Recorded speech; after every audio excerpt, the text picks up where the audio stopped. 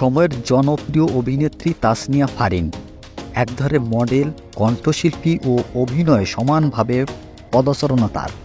ইতিমধ্যে নাটক, cinema, OTT, বিজ্ঞাপন ও গানের নিজেকে মেলে ধরেছেন। 2017 সালে আমরা আবারও ফিরব করে নাটকের মধ্য দিয়ে ছোট পর্দায় ক্যারিয়ার শুরু করেন ফারিন।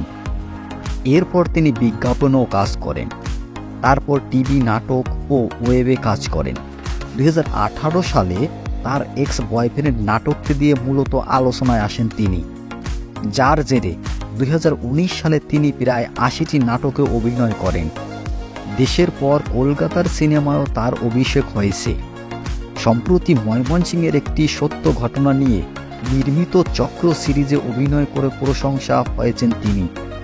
তার হাতে রয়েছে এখন বিভিন্ন মাধ্যমের কাজ।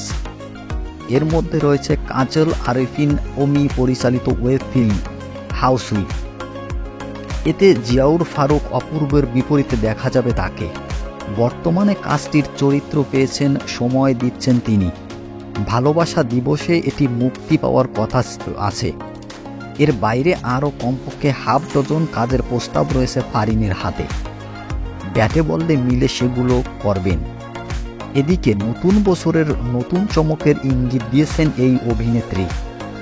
তাহসান ও তার গান রঙে রঙে রঙিন হব গানটি বেশ জনপ্রিয়তা পেয়েছিল। তারই ধারাবাহিকতায় একটি নতুন গানে কণ্ঠ দিয়েছেন তিনি। এর সুর ও সঙ্গীত প্রয়োজন করেছেন ইমরান মাহমুদুর। ফারিন বলল, আপাতত এই নিয়ে বলতে চাই না, সব কিছু পাকাপাকি হলেই সেটা সম্পর্কে জানাবো। তবে এটি আমার ভক্তদের জন্য আমার পক্ষ থেকে একটি চমক রইল।